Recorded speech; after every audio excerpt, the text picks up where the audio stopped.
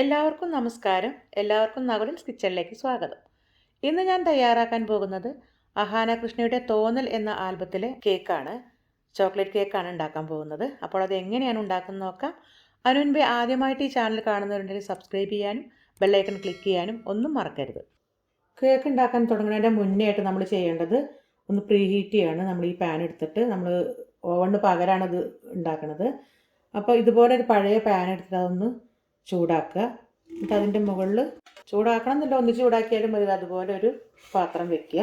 Aluminium പാത്രം ആയാലും വേണ്ടില്ല, ഇങ്ങനെ ഒരു പാത്രം ആയാലും വേണ്ടില്ല, കുറച്ച് വലിയ പാത്രമായിരിക്കണം. നമ്മളെ കേക്കിൻ്റെ ടിന്ന് വെക്കാൻ പാകത്തിനായിരിക്കണം. ഇനി ഇതിൻ്റെ ഉള്ളിൽ ഇതുപോലെ ഇതൊന്ന് വെച്ച് കൊടുക്കുക. ഇനിയിപ്പോൾ ഈ കേക്കിന് നമ്മൾ മോൾഡ് വേറെ വിധമായതുകൊണ്ട് നമ്മളൊരു പരന്ന പാത്രമാണ് വെച്ച് കൊടുക്കുന്നത്. അപ്പോൾ അങ്ങനെ വെച്ച് കൊടുക്കാം.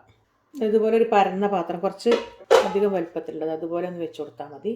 ഇനി അടപ്പും കൂടി വെച്ചിട്ട് മീഡിയം ഫ്ലെയിമിൽ അങ്ങനെ ഹീറ്റ് ചെയ്ത് വെക്കുക. അപ്പോൾ നമ്മൾ ഈ അടപ്പ് ഇതിൻ്റെ ഈ ഹോളൊക്കെ ഒന്ന് പേപ്പർ വെച്ച് അടച്ച് വെച്ചിരിക്കണം. അപ്പോൾ അങ്ങനെ പ്രീ ഹീറ്റ് ചെയ്യുക. അതൊരു 10 മിനിറ്റ് മുന്നേ ചെയ്ത് വെച്ചാൽ മതി. ആ പ്രീ ഹീറ്റ് ചെയ്ത ഈ പാത്രത്തിലേക്കാണ് നമ്മൾ കേക്കിന് വെക്കാൻ പോണത്. എപ്പോഴും ശ്രദ്ധിക്കേണ്ട കാര്യം, ഈ അടപ്പോട് കൂടി വേണം പ്രീ ഹീറ്റ് ചെയ്ത് വെക്കാൻ, അല്ലെങ്കിൽ കേക്കിൻ്റെ മുകൾ ഭാഗം ശരിയായി വരില്ല. അപ്പോൾ അടപ്പോട് കൂടി വേണം നമ്മളെപ്പോഴും പ്രീ ഹീറ്റ് ചെയ്യാനായിട്ട്. ഇനി പഞ്ചസാരയാണ്. ഇത് 1/4 കപ്പ് പഞ്ചസാര ഉണ്ട്. ഇനി ഇത് പൊടിക്കണം. ഇത് 1 കപ്പ് മൈദ അതുപോലെ എടുത്തിട്ട് നല്ലപോലെ ഇങ്ങനെ വടിച്ചെടുക്കണം. 1 കപ്പ് മൈദ. ഇത് ടേബിൾ സ്പൂണാണ്. ഇതിന് 3 ടേബിൾ സ്പൂണാണ് എടുത്തിരിക്കുന്നത്. കൊക്കോ പൗഡറാണിത്. 1 teaspoon baking powder. ഇത് വടിച്ചെടുക്കണം, നിറയെ എടുക്കരുത്. 1/2 ടീസ്പൂണോളം ബേക്കിംഗ് സോഡ. ഇനി ഇത് നല്ലപോലെ ഒന്ന് ഇടഞ്ഞെടുക്കുക. 3 പ്രാവശ്യം ഇടഞ്ഞെടുക്കണം. ഇതാണ് നമ്മളെ കേക്ക് ടിന്ന്. ഇതിൻ്റെ സിലിക്കോൺ മോൾഡും കിട്ടും.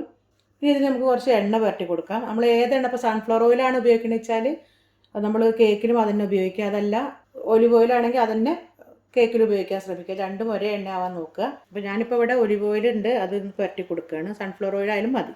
അപ്പോൾ ഇതിങ്ങനെ എല്ലാതും ഇതിൻ്റെ ഇടയിൽ കൂടെ ഒക്കെ ആവുന്ന രീതിയിൽ പുരട്ടി കൊടുക്കണം. ഇപ്പോൾ എല്ലായിടത്തും എണ്ണയൊക്കെ ആയിട്ടുണ്ട്. ഇത് മാറ്റി വയ്ക്കുക. ഇനി നമ്മൾ കുറച്ച് പാലെടുത്തിട്ടുണ്ട്. ഇതിന് പകരം നമുക്ക് ഫ്രഷ് ക്രീം എടുക്കാം കേട്ടോ. അത് ഞാൻ 3 ടേബിൾ സ്പൂൺ പാലെടുത്തിട്ടുണ്ട്. അതിലേക്ക് 1.5 ടേബിൾ സ്പൂൺ ഡാർക്ക് ചോക്ലേറ്റ് ചുരണ്ടിയത്, അതായത് ഒന്ന് ക്രഷ് ചെയ്ത് ഇടുകയാണ്. 1.5 ടേബിൾ സ്പൂണാണ്. ഇത് ചെറുതീരിട്ട് ഒന്നിങ്ങനെ ഇളക്കി കൊടുക്കുക. ഫ്രഷ് ക്രീം ആണെങ്കിൽ ഒരു 2 ടേബിൾ സ്പൂണോ 3 ടേബിൾ സ്പൂണോ എടുത്താലേക്ക് 2 ടേബിൾ സ്പൂൺ ഇട്ട് കൊടുക്കാം. ഇതിപ്പോൾ 3 ടേബിൾ സ്പൂണ് പാലിലേക്ക് ഞാൻ 1.5 ടേബിൾ സ്പൂൺ ഡാർക്ക് ചോക്ലേറ്റാണ് ചുരണ്ടിയിട്ടിരിക്കുന്നത്. ഇനി ഇത് വാങ്ങി വയ്ക്കുക. അത് ആറിയതിന് ശേഷം നമുക്ക് മിക്സിയിൽ ചേർക്കാം. ഇത് ഞാൻ മിക്സിയിൽ അടിച്ചാണ് ഉണ്ടാക്കുന്നത്. ബീറ്റർ കൊണ്ടും അടിക്കാം. ഇതിൽ 4 മുട്ട, ഒരു 2-3 സെക്കൻഡ് ജസ്റ്റ് ഒന്ന് അടിച്ചതിന് ശേഷം പിന്നെ നല്ല ഹൈ സ്പീഡിൽ അടിച്ചെടുക്കണം. അപ്പം ഇത് ബീറ്ററിൽ അടിക്കണമെന്ന് വെച്ചാൽ ഇത് നല്ലപോലെ പതഞ്ഞ് വരും. അപ്പോൾ നമ്മളുടെ ആ കേക്ക് ടിന്നിൻ്റെ മോൾഡിൻ്റെ മുകളിൽ വരാൻ ചാൻസ് ഉണ്ട്, ആ ഹോളിൻ്റെ. അപ്പോൾ ഹോളൊന്ന് അടച്ചു കൊടുത്തിട്ട് വെക്കുകയാണെങ്കിൽ ബീറ്ററിലും നമുക്ക് അങ്ങനെ അടിച്ചുണ്ടാക്കാം. ഇതിലാണെങ്കിലും കുഴപ്പമില്ല, നന്നായിട്ട് തന്നെ കിട്ടും. ഈ 4 മുട്ടയും ഇതിലടിക്കാൻ പോവുകയാണ്. ഇതുപോലെ ഒന്ന് പതയുന്ന സമയത്ത് ഇതിലേക്ക് കുറച്ച് vanilla essence, 1 teaspoon vanilla essence ഇട്ട് കൊടുക്കുക. നമ്മൾ മുട്ടൻ്റെ മണമായ ഉളുമ്പ് മണം പോകാൻ വേണ്ടിയിട്ടാണ് അത് ചേർത്ത് കൊടുക്കണം ആദ്യം തന്നെ. ചിലർ പറയും കേക്ക് ഉണ്ടാക്കുമ്പോൾ മുട്ടേൻ്റെ മണം അങ്ങനെ എടുത്ത് വരുന്നുണ്ട്, അപ്പോൾ അത് ബുദ്ധിമുട്ടാന്ന് പറയും. പക്ഷേ മുട്ടേൻ്റെ കൂടെ തന്നെ നമ്മൾ വാനില എസൻസ് അടിക്കുകയാണെങ്കിൽ ആ ഉളുമ്പ് മണം മാറിക്കിട്ടും. പിന്നെ കുറച്ച് ചെറുനാരങ്ങയും കൂടി നമ്മൾ ഒഴിക്കുന്നുണ്ട്, അപ്പം ഒന്നും കൂടി അതിൻ്റെ ഉളുമ്പ് മണം മാറിക്കിട്ടും.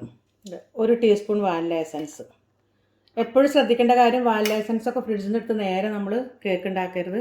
അപ്പോൾ കേക്കിനൊരു സോഫ്റ്റ്നെസ് കുറയും. അപ്പോൾ നമ്മൾ എപ്പോഴും അത് പുറത്തെടുത്ത് വെച്ച് റൂം ടെമ്പറേച്ചർ ആയിട്ട് വേണം ഇതിലേക്ക് ചേർക്കാനായിട്ട്. ഇത് ഒരു സ്പൂൺ എന്ന് പറഞ്ഞാൽ 1 ടീസ്പൂൺ ചെറുനാരങ്ങ നീരാണ് കേട്ടോ. ഇതും കൂടി ചേർത്ത് ഒന്നും കൂടി അടിക്കുക. നല്ലപോലെ പതഞ്ഞിട്ടുണ്ട്. ഇനി ഇതിലേക്ക് നമ്മൾ പൊടിച്ച പഞ്ചസാര ചേർക്കുകയാണ്. 3/4 കപ്പ് പഞ്ചസാര എടുത്തതിന് ശേഷം അത് പൊടിച്ചതാണിത്. പഞ്ചസാരയും കൂടി അടിച്ചിട്ടുണ്ട്. അപ്പോൾ അത് അടിച്ചിട്ട് ഒന്നിങ്ങനെ തൊട്ട് നോക്കുക. അതിലിങ്ങനെ തരി ഉണ്ടെങ്കിൽ നന്നായി ചേർക്കുന്നതാണ്. അപ്പോൾ ഇത് നല്ല ഹൈ സ്പീഡിൽ വേണം അടിക്കാനായിട്ട്. ഇനി ഇതിലേക്ക് ചേർക്കേണ്ടത് എണ്ണയാണ്. ഇപ്പോൾ സൺഫ്ലവർ ആണെങ്കിൽ അത്, ഒലിവ് ഓയിലാണെങ്കിൽ അത്. ഞാനിവിടെ കുറച്ച് ഒലിവ് ഓയിലും കുറച്ച് വെണ്ണ ഉരുക്കിയതും കൂടി ചേർത്തിട്ടാണ്. വെണ്ണ ഉരുക്കുമ്പോൾ നമ്മൾ നേരിട്ട് അടുപ്പിൽ ഉരുക്കരുത്. അതൊരു പാത്രത്തിൻ്റെ മുകളിൽ വെച്ച്, ഒരു പാനിൻ്റെ മുകളിൽ ഒരു പാത്രം വെച്ച് അതിലൊക്കെ വെച്ചിട്ടാണ് ഞാൻ ഉരുക്കിയത്. ഇത് 1/2 കപ്പാണ്. ഓയിലും വെണ്ണയും കൂടി 1/2 കപ്പ്, രണ്ടും കൂടി ചേർത്ത് 1/2 കപ്പ് മതി. ഇതും കൂടി ഒന്ന് അടിച്ചെടുക്കാം. ഇത് അടിക്കുമ്പോൾ നമ്മളൊരു 4-5 സെക്കൻഡ് അടിച്ചാൽ മതി. അത് ലോ ആയിട്ട് അടിക്കണം, ഹൈ സ്പീഡിൽ അടിക്കരുത്. എണ്ണയും നല്ലോണം മിക്സ് ആയിട്ടുണ്ട്. ഇനി നമുക്കതൊരു പാത്രത്തിലേക്ക് എടുക്കാം. ഇനി ഇതിൽ നേരത്തെ നമ്മൾ റെഡിയാക്കി വെച്ചിരിക്കുന്ന ഈ പാലിൽ കലക്കി വെച്ച ഈ ചോക്ലേറ്റ് അതിങ്ങനെ കുറച്ച് ഇട്ട് കൊടുക്കുക. ഇതൊരു വിസ്ക് വെച്ചിട്ടാണ് നമ്മൾ ചേർക്കണത്.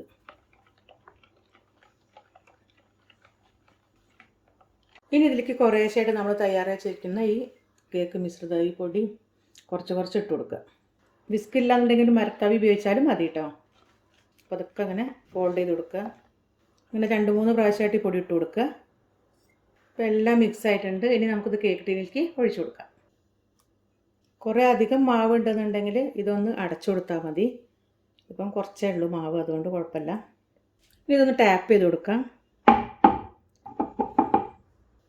ഇത് ടാപ്പ് ചെയ്ത് കൊടുത്തിട്ടുണ്ട്. ബബിൾസൊക്കെ ഒന്ന് പൊട്ടിച്ചു കൊടുക്കാം. കേക്ക് ബാറ്റർ എപ്പോഴും ഇതിൻ്റെ ഒരു പകുതിയിലധികമേ വരാവൂ. ബാക്കി പൊങ്ങാനുള്ള സ്ഥലം കൊടുക്കണം. അങ്ങനത്തെ മോൾഡിലായിരിക്കണം ഒഴിക്കണത്, അല്ലെങ്കിൽ പൊങ്ങി പുറത്തേക്ക് പോകും. അപ്പോൾ ഞാൻ ഇപ്പോൾ ഇതിൻ്റെ അരഭാഗം മാത്രമേ ഒഴിച്ചിട്ടുള്ളൂ. നേരത്തെ പ്രീ ഹീറ്റ് ചെയ്ത് വെച്ചിരിക്കുകയാണ്. ഇതിൻ്റെ മുകളിലേക്ക് നമുക്ക് വെക്കാം.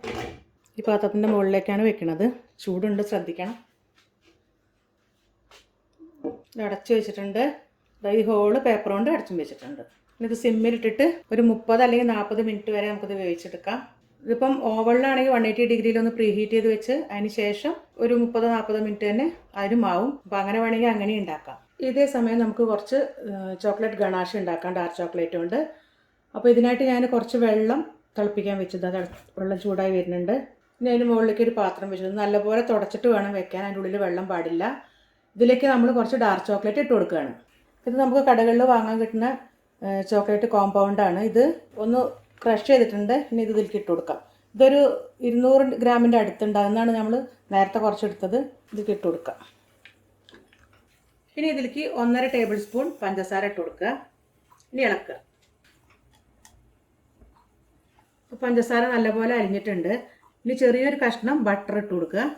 ബട്ടർ ഇട്ടതിന് ശേഷം നമുക്ക് സ്റ്റവ് ഓഫ് ചെയ്യാം. ഇനി ഈ ചൂട് തന്നെ ഇത് കിടന്ന് ഉരുക്കിക്കോളും. സ്റ്റവ് ഓഫ് ചെയ്തിട്ടുണ്ട്. അതുപോലെ ഇത് ഉരുക്കിയെടുക്കുക. ഈ കൺസിസ്റ്റൻസിയിലാണ് ഗണാഷ് തയ്യാറാക്കേണ്ടത്. ഇത് കുറുകുകയാണെങ്കിൽ കുറച്ച് തിളച്ച വെള്ളം ഒഴിച്ചൊന്ന് നീട്ടി കൊടുത്താൽ മതി. ഇതിൻ്റെ മുക്കാൽ നമുക്ക് മാറ്റി വയ്ക്കാം. കാൽഭാഗം നമുക്ക് തിളച്ച പാലൊഴിച്ച് എടുക്കാം. ഇനി ഈ തിളച്ച പാലെടുത്തിട്ട് നമുക്ക് ഇത് 1/2 കപ്പാണ് ഒഴിച്ചിരിക്കുന്നത്. ഇത് നമുക്ക് ചോക്ലേറ്റിൻ്റെ അതിലേക്ക് ഒഴിച്ചു കൊടുക്കാം. ഇത് നന്നായിട്ട് മിക്സ് ചെയ്ത് കൊടുക്കുക. നല്ലപോലെ മിക്സ് ആയതിന് ശേഷം അത് അടുപ്പത്ത് വെച്ച് ഒന്നും കൂടി കുറുക്കിയെടുക്കുക. ഇതൊന്ന് കുറുക്കിയതിന് ശേഷം അത് മാറ്റി വയ്ക്കുക. അപ്പോൾ നാറിക്കോട്ടെ. ഇപ്പോൾ 50 മിനിറ്റ് ആയിട്ടുണ്ട്. ഞാൻ ആദ്യം ഒന്ന് കുത്തി നോക്കിയതാണ് ഇവിടെ, അപ്പോൾ ആയിട്ടുണ്ടായിരുന്നില്ല. ഇനി ഒന്നുകൂടി നോക്കാം. ഇപ്പോൾ സ്റ്റവ് ഓഫ് ചെയ്തിട്ടുണ്ട്. ഇനി നമുക്ക് തണുത്തതിന് ശേഷം ഡിമോൾഡ് ചെയ്യാം. അപ്പോൾ നമ്മുടെ കേക്ക് റെഡി ആയിട്ടുണ്ട്. ഇനി നമ്മൾ ഈ കേക്ക് ഒന്ന് സോക്ക് ചെയ്യാൻ പോവുകയാണ്. അതിനായിട്ട് നേരത്തെ റെഡിയാക്കി വെച്ചിട്ടുള്ള ഈ മിശ്രിതം അതിലേക്ക് കുറച്ച് ഈസിയായിട്ട് ഒഴിച്ചു കൊടുക്കാം. ഇപ്പോൾ ഒരു 10 മിനിറ്റ് കഴിഞ്ഞിട്ടുണ്ട്. ഞാനിത് വേറൊരു പാത്രത്തേക്ക് മാറ്റി എടുത്ത് വെച്ചിട്ടുണ്ട്. ഇനി നമുക്ക് ഇത് തയ്യാറാക്കിയ ഗണാഷ് ഇതിൽ ഒഴിച്ചു കൊടുക്കാം.